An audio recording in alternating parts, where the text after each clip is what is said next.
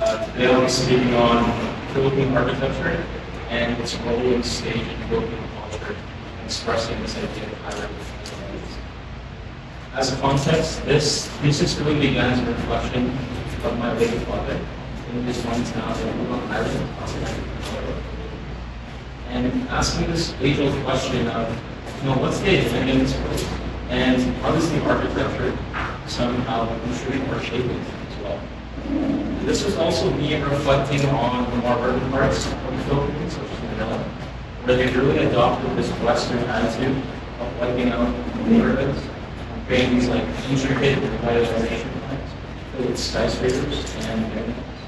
Or the more touristy areas of the Philippines, such as Shanghai Resort, where this idea of Filipino identity is more so romanticized, and the architecture contributes to that with its recreation of nipa huts to create an authentic local Filipino experience. And this led me to doing this exploration on how does Filipino identity been expressed within its evolution in history of Filipino architecture with different periods of colonization.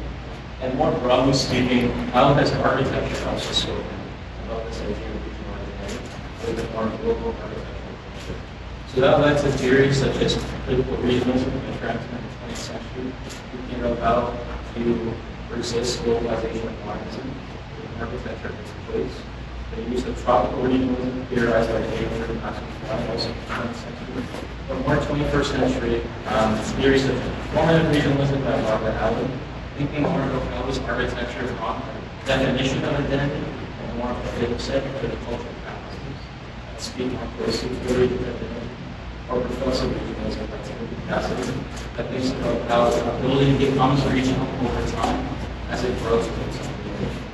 So for me, I wanted to latch onto those latter two theories and start to understand Philippine architecture through the lens of cultural practices. And this led to looking at its vernacular roots, its colonial influences, its evolution into the modern period, as well as its more contemporary influences with globalization.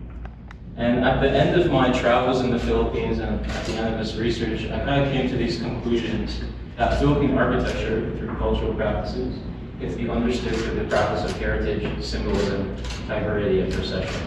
And out of these four, for me, what stood out the most was this idea of hybridity, and how it can lead to a more progressive way of understanding Filipino and regional identity in the Philippines. So an example of this idea of hybridity is in the UNESCO Heritage Site of Vegan City. It's more popular for being known as this preserved Spanish colonial Filipino town, where you have this unique typology of the Bahay na Bato, where it's that wood, it's the original volume on the top, and the stone base that evolved from the nipa hut previously. So when I was there, it was cool to see how during the daytime all those facades kind of frame this picturesque landscape of this architecture. But during the nighttime, you saw how these performances kind of spilled out into the street to show how the streets evolved from its colonial time to now in its more present time. So it started to show this idea of the architecture as its image of regional identity, but then this idea of the people and the performances actually showing the evolution and the practices of regional identity today. This is also shown in the project of Apple Park in Manila, where it was previously a Spanish cemetery, and you see how the heritage structures speak again to this image that's being preserved, this past identity. But now it's been evolved into this new landscape public park, where kids, adults from high school, university, come here to just chill out. But even to the point where the chapel is now also used for weddings. So you have this weird hybrid idea where once a cemetery, now a wedding chapel.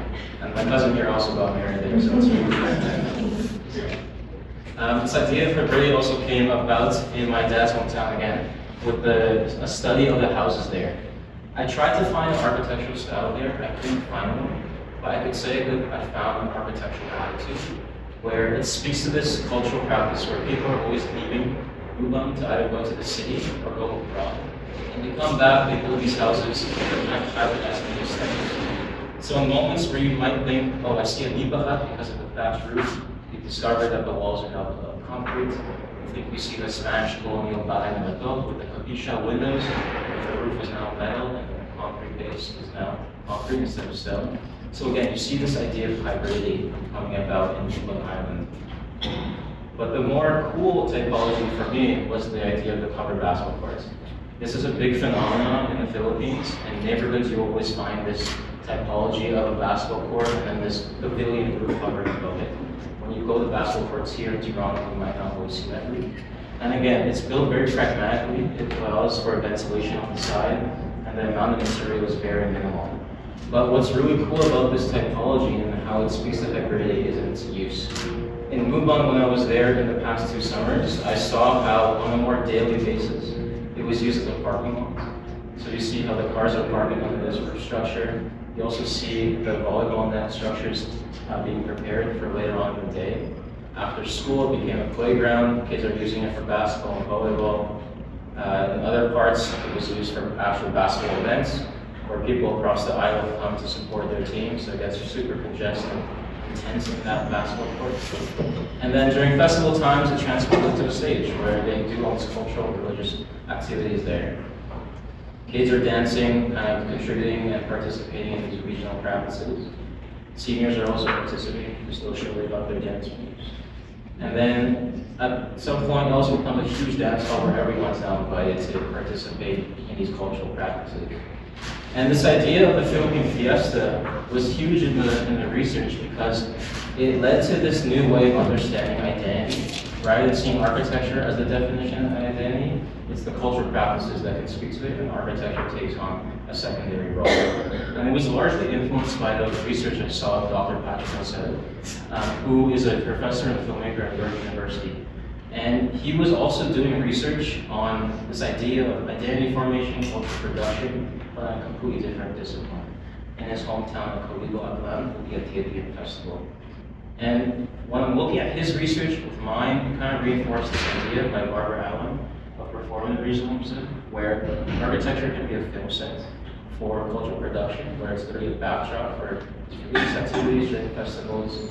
The streets kind of transform into these stages for these performances, parades, processions, where on an individual and collective level, people are kind of growing this sense of belonging to their religion. And then this idea of hybridity comes back again. The history of the Philippine fiesta is a colonial tool. It was actually used by the Spanish to somehow assimilate the indigenous populations to Christianity. But over time, it evolved into a way for the indigenous to also make fun and laugh about the Spanish practices as well. So you see this idea of the festival became this platform for hybrid practices. But that idea comes all the way now. Philippine fiestas are very much a local thing, and now you see on the flip side, foreigners are now coming to these regional fiestas to try and experience local culture. You also see this idea of coexisting themes in this Philippine fiesta. The religious activities, some of the activities are all there, and we see the more fun and profane activities happening as well. So this man who is dressed as a baby in honor of the child Jesus with the statue in his hand, and he's also dressed in a suit and blackface in honor of the indigenous people that were once there and are still there. This spills into the architecture as well. So the streets, usually used for cars, become these parade and procession routes, these dance halls. The parking lots become theater stages. The covered courts and the plazas also become concert venues, food markets, etc. And for me, it became important, how do you notate this architecturally? And that led to this idea of the fiesta transcripts. And specifically at the Ethiopian Festival in Dr. Patrick Macedo's hometown, it was thinking about how do you map the routes as a vector of movement, where it's going through all this built form, vector of space, where it's literally, this is notating the actual width of the streets, and a vector as boundaries, where it's marking this boundary of the built form. That's engaging with these festivals. So when looking at the Ethiopian Festival's 7 parades and processions within this one festival period, it exposed how there's these themes where the sacred processions would always follow a loop, starting and ending at point A, often being the town plaza and town church, while the more fun parades would do one where it starts in point A, ends at point B, again, usually ending in the town church and town plaza. And that led to this, essentially this heat map, where if you overlay all those parades together, you get this heat map of cultural activity. So what's helpful about this for me was that if I need to frame a design project, I can either reinforce the most intense activity in the town, or I can suggest I'll put somewhere else where there's less activity and somehow argue to bring more activity there. And that led to this conclusion with the parades and the festivals that, using landscape, hardscape, and the architectural forms, you can somehow frame a cultural procession in this place, and I call that procession through a cultural landscape. So bringing all these methods to Lubang, again, I tried to understand how can you understand Lubang Island through this idea of procession. The first one I thought about is when you're driving through the national highway, driving through the 2 lanes. What you're experiencing is the regional economy, essentially, where all the agricultural fields are flanking the highway. So you always see the farming farms and agricultural farms. Kind of frames as a regional procession. Looking at the festival times, they had, in the most recent one in August, the Ala procession, which is typically a religious procession, but like advertised, it's more fun one. So again, you see this idea where it starts in point A, ends in point B, again, the town plaza, led them to a different region. The next one was the grand procession, where again, follows a loop, different region, but the same theme. This time we move on to town plaza and the covered court and the town church. So when looking at all these processions together, it kind of framed this design project and the main cultural venue for me, which is Lubang Town Plaza and the covered basketball court. So from there, that led to this design project where I'm looking at how to reinforce the existing cultural practices of Lubang Town Plaza and how the covered court can also do that in a more architectural way as well. So looking at the town plaza right now, the best way to understand it is the church block at the top left, the school block with the main high school stellaries at the top right, the plaza with the covered basketball court in the middle, and then you have the municipal block at the very south. And the national highway is also crossing through. And you see some of the key architectural structures, such as number 9, which is the town church, number 6, which is the covered basketball court, and number 1, which is the municipal hall. So when looking back at those covered basketball courts, often the typology of the roof is this very prefab, pragmatic roof, where it's housing the covered court activity below. When it became a question of could it be better, so it started with first mapping all these cultural activities. How was the basketball court used differently during different times of the year? And thinking about the main regional processions and axes that lead to the town plaza and cross through it. So the best way to understand the master plan for this project with the town plaza is the first layer, the landscape design, where it's essentially trying to suggest new processions and axes across the site, as well as reinforcing existing ones, such as festivals that end into this big basketball court space. The second layer is the urban design, where I've started to propose future buildings that could somehow also reinforce those new and existing processions, such as the municipal hall addition, the proposed convent that will act beside the church, but potentially a proposed museum that's closer to the seashore. And then the last layer is the covered court canopies, which are the main project for this design project, where they're all hovering above the covered basketball court, or all that cultural practices that speak to the regions again, which take place. So when looking at the canopies, there are a series of canopies, not just one. So what I've done is I've named each canopy in a way that typically Filipinos would name their kids with a J somehow, JJ, LJ, RJ. So we have canopy MJ here, and canopy MJ is essentially the gateway between the town plaza and the procession of the landscape to the seashore. So the landscape is leading that procession, but then the actual canopy itself is that gateway between the municipal hall and the rest of that pathway. Canopy VJ is acting in 2 ways. So VJ is right beside MJ, but on the top level, VJ is a balcony. That's where there's the V. Then the VJ is for the bottom level, where the structural frame is a 10 by 10 foot grid, where it allows for the vendor stalls to set up shop during festivals, during basketball times when they're selling stuff, or during a daily basis for food stalls as well. And then above canopy VJ is canopy CJ. So canopy CJ is essentially shelter for the balcony level. And these three canopies are all framing the west garden on the site. So here you get a glimpse of how those three canopies are working together. The structure is very fragmented, so it allows for sight lines across the plaza. And you see how the landscaping is in this hall. MJ is right there to allow for the gateway into it. And you see the food stalls is here as well. Then there's canopy EJ. EJ is named after the East Garden that is on the east side of the plaza. And again, it's similar to MJ where you have to walk under it and then walk under it again when you exit the East Garden. So here you get a glimpse of that, where you would have to walk under EJ here. If you enter the East Garden, you get a glimpse of this other canopy, which we'll speak about. And when you walk around, you're walking under EJ again. Then you have canopies BG. BG is standing for barangay gates. This is a common phenomenon in the Philippines as well. When you're leaving and entering villages, whether it's in Lubang or other parts of the Philippines, they always have these gateways. So the two canopies, BG1 and BG2, are imagined to be the gateway into the actual covered court space and kind of mark this main destination for the town plaza. So you see here as well, the two canopies for BG also are individually marking these different landscape processions between the high school as well as from the seashore as well. So you get a glimpse here of those two canopies, and then we'll talk about the last one next with the sweeping form.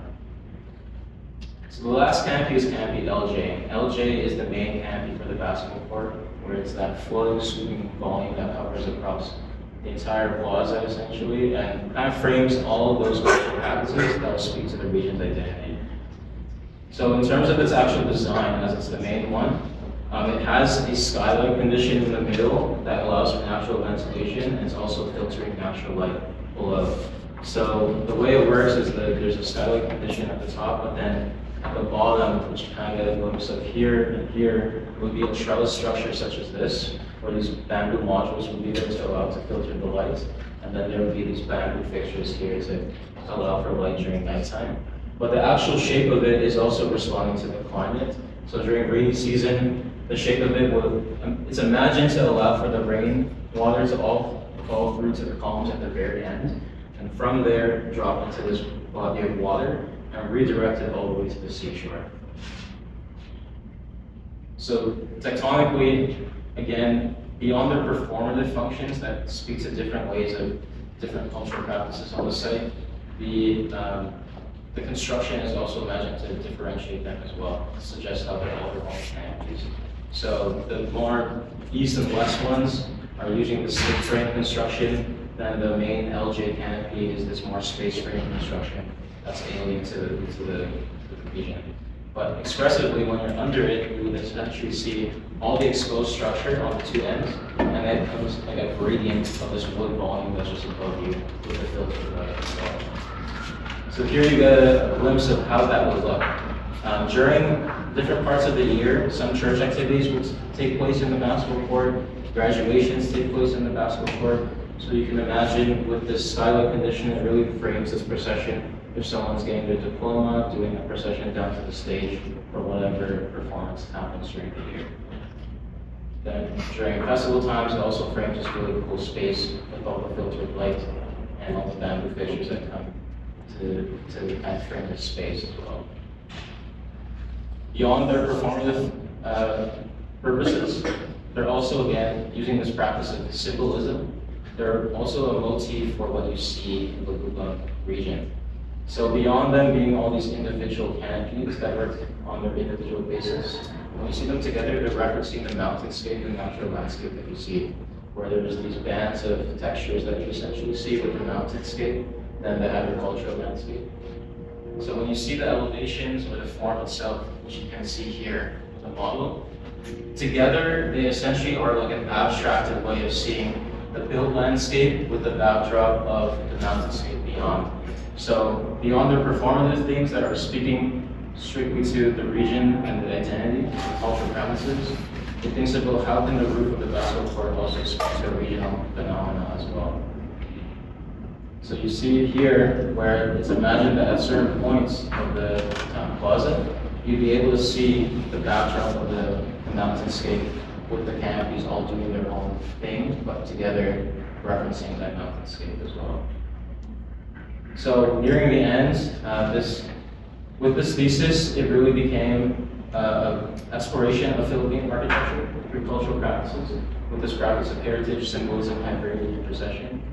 And it really reinforced for me that architecture doesn't have to be the definition of region's identity, but it can be a complementary role. And in that case, especially with the Philippine fiestas, that's where you can find a region's identity and how it's always evolving over time. And how is architecture responding to that or resisting that? And with the methods of the fiesta transcripts and these practices, it's in that intersection of those things that you can see the nuances of a region and somehow find architecture of its place. So to end here, I started with this question of what's the identity of Lubang? While I don't know what the future holds for Lubang in the future, whether it's a tourist getaway, whether it's the new Manila, or if it's just going to be the same as it is now, I can definitely say this space with the town plaza and the covered basketball courts will always remain, and it should remain as the key space for the cultural practices and be a place where you can discover the region's identity going forward. Thank you.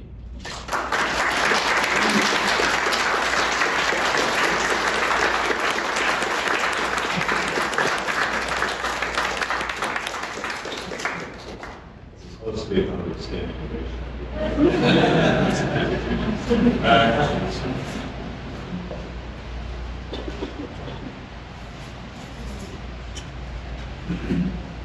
Yeah, no problem. We send the fan off. Can I ask one question about your presentation? Because it's not a lecture. Did you analyze the site first and think about hybridity, or were you already into it? I guess it was just, here's what I want to say. That rhetorical line was very clear, well constructed, so I wonder in what order your thought process, where your thoughts arrived, and then I know you probably went through and reconstructed composed presentations, but I just wondered what order the inspiration came, because that was so coherent. I was thinking, Yes. So the order that actually happened was I went to the Philippines. I came with those first three practices of heritage, symbolism, and hybridity. And then procession came afterwards when I started exploring fiestas. And I kind of knew potentially with the fiesta transcripts that the town plaza would end up being the spot. And then from there, it was trying to think about how do those four things frame this project. Because if I didn't have those, I would have designed it in a completely different way. My own biases prior to the thesis.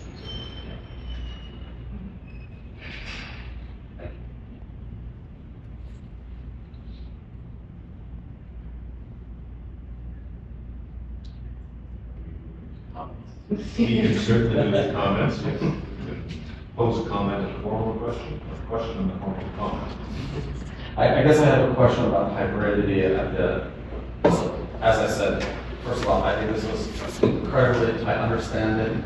I deeply appreciate and empathize with it because I actually, my hometown, which is different, it's outside of New York, but I have a very personal attachment to this sports facility that I've personally drawn and redrawn because I have a sense of like the intimate. All the people, their investment, the cultural conditions, the ecology, climate, all those things. And so I really was just empathizing with this and your personal commitment to it.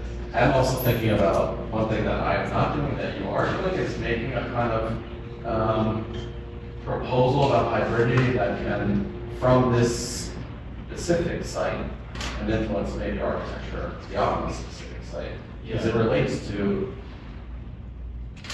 colonialism and other things which could be mapped in other conditions. So I think it's more interesting than France. But one thing I guess, and you only have so much time for thesis, and one of the things, can you go to the slide of the first slide you showed of the section in the basketball Yeah. I wonder how far hybridity as a thought process, where that lands, where it manifests. I think you only have so much time to focus on the structure of urbanistic structure and the roofs. But then, I was also looking at your structures. They just started to generate the potentials for me. So like, there was a red, The red thing that comes across. woven into the open truss as part of the celebration. They got on the fabric. Yeah. It was like more ephemeral. A lot of times, like in the United States especially, when you get a certificate of occupancy, that's the end of the architect's job. Yeah. And then the people come in and inhabit it, they decorate their house, they paint the walls, and they customize the architecture for Yeah. themselves. And I always think about this dividing line and think about how artificial it is. Right. Why couldn't we push that dividing line further back or further forward? Allow for more improvisation. I get what you're saying. Yeah. So then I was thinking about your structures, not so much your roofs, because the roofs make sense, your hybridizing programs in this community zone. But I was also thinking like, how imbricated could hybridity be within the architectural systems? And Like, how do you let it transform? And I think there's a whole career here, so I don't think you have to do this in a thesis. Yeah, like initially, like that's what these were in the sense that these are obviously would be bigger for those modules, so they would be thicker and allow for those fabrics to be hung out during festival times, or the light fixtures that they make to be hung down from these bamboo structures as well. I guess what I was thinking about is there are multiple programmatic interpretations of this basketball space for many different Yeah. uses. Could there be ways of, in a way, looking at a structure and disassociating temporarily to look at different forms of hybridity? For example, is a structure that's holding up a roof also a loom? I see what you're saying. It's just turning up the volume on the potentials of hybridity within Yeah, the project. exactly. Like there are some ideas of that, such as like the two columns that are here. Essentially.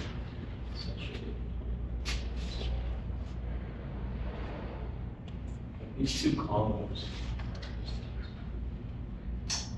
These two columns. Other columns, they're also imagined to be those funnels for the water and drainage. So they're functioning in a hybrid way. And then like in other ways, like they were thinking about like, things like that. Like what you're saying, like, are there more opportunities for that as well? And that opened up another set of questions for me, it was like, this is just a question of maybe experience and balance and time in practice, but are you cleaning this up too much, or could you leave some of the existing structures and in a way weave into what's there in a very judicious way, Yeah. this connected roof? But like this is a kind of volume, how much volume you turn It's this. like iterations of hybrid. Yeah, exactly. Essentially, yeah. I think that's what's been really cool about the hybridity idea is that while I discovered it through the Philippines, I think it's applicable to any culture in that way. And what makes Philippines unique is just how it has that history of colonization.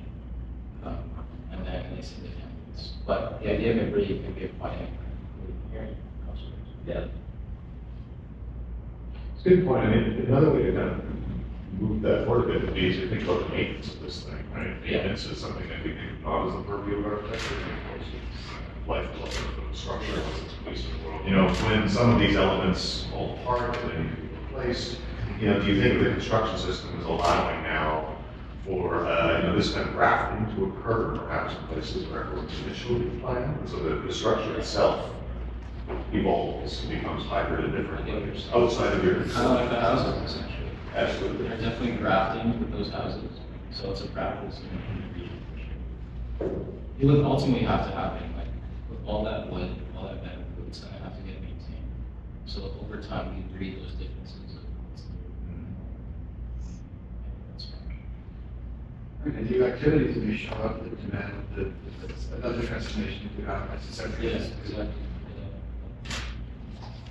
I asked you to go through, the basketball canopy, unclear, the two for 3 other canopies. What was the? CJ's balcony. I know that. CJ is the canopy. MJ is the Municipal gate. hall. Municipal hall.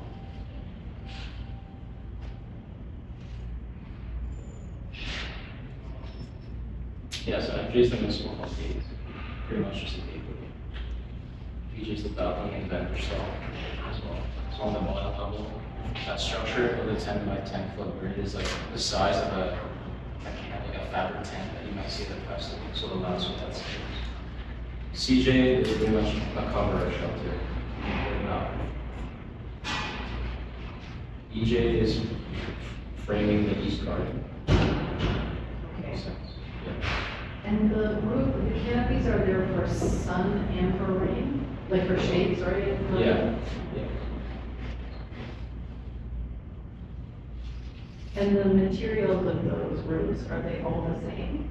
Yes, yeah, so that was always a question. Should they be different colors, similar to the build landscape of that image? Or should they be like uniform to make that abstract motif of the mountainscape? And I'll be honest, like, me and Marco was talking about this, and like, the roofing material was a question even up to the end of what's the most appropriate. I don't know if this is still the right answer, but that's where I am. Yeah. We were still talking about this last night, right? Yeah, that's nice, yeah.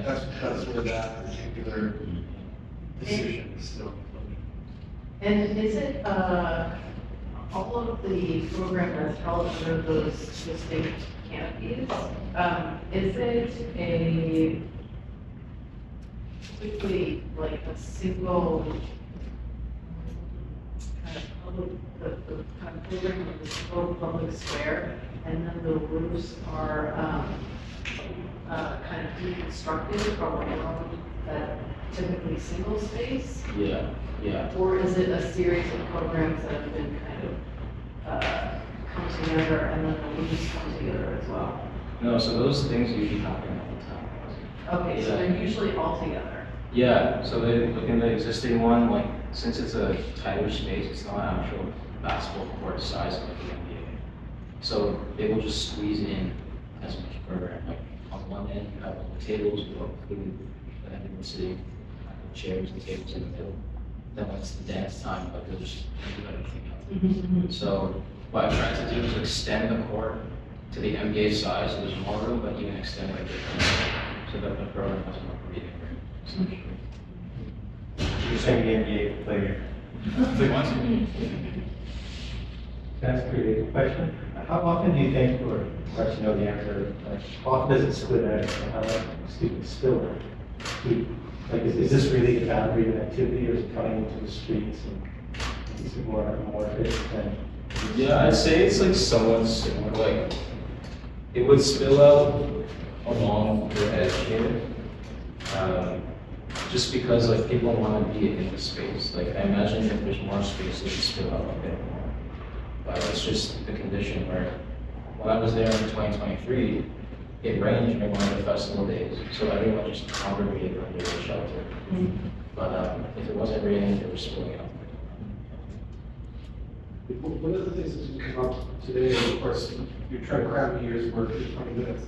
Yeah. But one of the things that you gave a lot of thought to, excuse me, was also maintaining this access between the municipal hall and the church. Yeah. Through the facility, through the festival. Yeah. So that one of the reasons for the height of that was to maintain, so that, you know, at ground level, there's still this contribution to space. The other thing, you know, once you have a festival, like that's just one big space, pretty much. Yeah. And it'd be nice to, like, if there was a further iteration, to see that populated that way. Yeah. Have that kind of response. Yeah. That's interesting, that idea that activity, that procession that transforms the space into one thing, like the activity actually defines what the form the building takes, Yeah. right? And I think it's like, you learn from that, and that's what all this landscape design did. Because like, I saw like the pictures with professors in recent this summer, and I know my Deepa was there, my aunt, so she wants to stuff.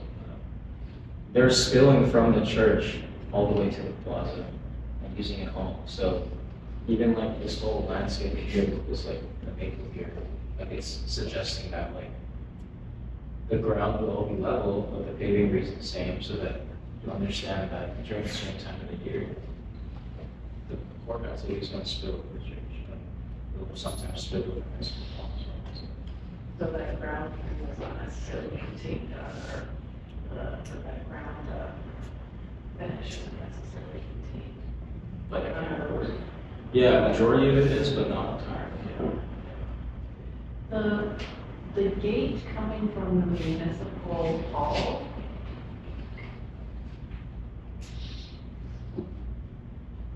talk to me about that, because to me, right now, it feels kind of sideways, but it might just be because I'm not totally like understanding. Sideways, yeah, in terms of like, you think it should go the other way.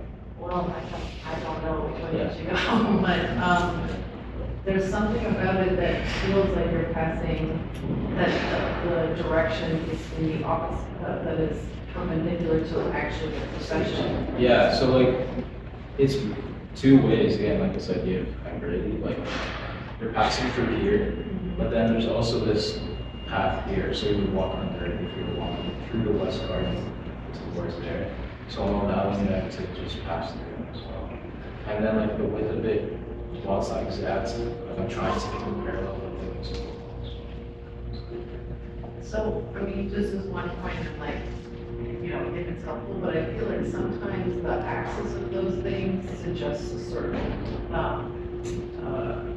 hierarchy. And the axis being along that would suggest that that's the more important axis, and that the municipal hall is secondary, almost like in a church. Yeah. You have the, I would say that's true though. Like, Okay. I think the municipal hall is definitely secondary. okay, The main thing for me is that procession to the seashore, which is like another phenomenon. Like when I was there, like people were on the beach all the time. So, the existing site plan doesn't have a strong connection between the plaza and the seashore. So that's why I wanted to suggest this. That's the primary. I have a question about the roof and interior qualities. The roof that you've chosen, where does the geometry come from? And it's this folded geometry, and it's a hollow roof, right? Because it's a volume. Essentially, yeah, like there's the wood soffit and then the roofing material. It's hollow inside. Yeah, it would be a space room. Yeah, so it's space. So because the tradition, you moved away more from the traditional roof, Yeah, a gigantic roof, and moved into this geometric fold. yeah.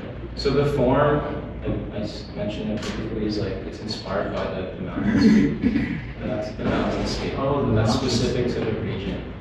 So there's images here. Where it's just abstracting this idea where there's a mountain, there's the tree line, there's the agricultural farm, the ponds, so you have all those bands. And when you see it in elevation, it's that idea again. Like the wood soffit would be its own band, and there's different canopies underneath as well. Yeah. I wouldn't necessarily need that analogy. Yeah. I thought I read it differently. I thought it was great actually to, it's in itself is accentuating different spaces because it's folded underneath as well as it's on top.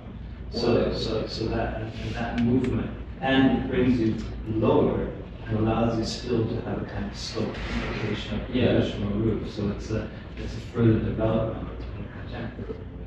Well, it is. Like when I started with design, to that point, it was about its performative design first, rather than the form. So I was thinking about how is it compressed, how is it lift to frame those different spaces. And then, Yeah, but necessarily for me, at least, I didn't necessarily, put too much emphasis on the the, lens. it really Yeah, is that's a true. landscape. But, yeah. So, and the material quality, so you have a lot, you have, brick, and then you have the clay, roof tile, Yeah. and so that is traditional. The clay is traditional during the colonial period, during the Spanish time. That's right. You can find that, especially with the newer products. And the wood structure, it looks like in the renderings, the columns were concrete, but It wouldn't be a wood structure, it would be complete steel. because you have a 10%. Yeah, and the basketball courts are always made out of steel, so it's speaking to that language as well. So it is concrete columns and steel trusses. It could be concrete or steel columns. I think, and this was also a question I had, and this is why I brought up integrity and why I asked about being judicious about how much you deconstruct in order to construct it so that we make hybridity out of existing structures that have Yeah. uncommon structural frames and still compose with them. I think this is just time in developing restraint. Yeah. Because one of the reasons I say this, and maybe it's the one thing that is interesting about it or not, one of the things that's interesting about Frampton is the idea of the economic connection, that architecture is, it's not just a symbol of, or mimicking the mountain, it also becomes a framework for economic participation, for, social participation, and those traditions of fabrication of tiles, of steel frames, prefab steel frames, maybe those things, because they're already in the economy, it becomes a kind of choreography of the economy Yeah. that makes the hybridity. Yeah. And you allow it just to absorb existing traditions, and even, I guess, if you are being judicious and maybe a little less restrained, you select those like discrete moments where this thing incentivizes new relations or new economies or new kinds of material extractions or remembers old ones. I mean, I feel like it's infinite playground of amazing architectures. I'm imagining your monograph, that's why I'm saying this. Like, there's a chap, I just worked with this woman in the biennial in Chicago. But in India, there are a lot of people because the Ganges River is moving a lot, whose housing is unstable, and is teaching people to make their own bricks or constructing their own bamboo, growing and constructing bamboo frameworks, and developing whole new economies for those communities through the architecture. So it's this, it also is a hybrid between architectural practice and economic development. Yeah, I didn't think about how That's chapter 9. But it makes sense, I get it, When you're 50, you can like have completed chapter 9 of your life. yeah. It's a long way from here. I mean, that was also in the material choices and geometry that you're using with the clay tiling. And the question is, do you then try to, how far, not for this thesis, but how far do you push it? Do you develop your own tiling? Yeah. Decorative tiling for it? Because, I mean, I noticed that, and that's fine, but you have an abstraction of it here, it's metal there, and then it's wood and clay there. So it's moving between these ideas, which is fine, and just trying to understand. Yeah. Well, then that model Yeah, becomes really fun. yeah. Because it becomes like this capture of all kinds of economies and material flows and things. You might like to look at like Tomas Saraceno's Museo Aero Solar that just goes to a place and everyone brings their plastic waste and they make a balloon that's enormous that a sculpture that levitates. But it's always the color system is whatever the local culture's preferences are in a way. So it becomes an index of advertising color choices and other things. And I can see like it has a lot of verve. I could see this being less normative and having a ton of verve. Yeah. The roofing material was such a big thing back then. It's like, yeah, like this or that, and it's still a question. As we should run the conversation. Any questions from the wider audience? I do want to commend you too, that it's on the quality of your models, the skill with which you have put your entire presentation together, staging new type of space. None of this we had a few weeks ago, so it's just should be nice to see this all together. So, I can't say all credit, I got a lot of friends who who helped. Signed This is your office. All your offices here. That's the back office. So it was a collective effort. Very nice. Super. Thank you.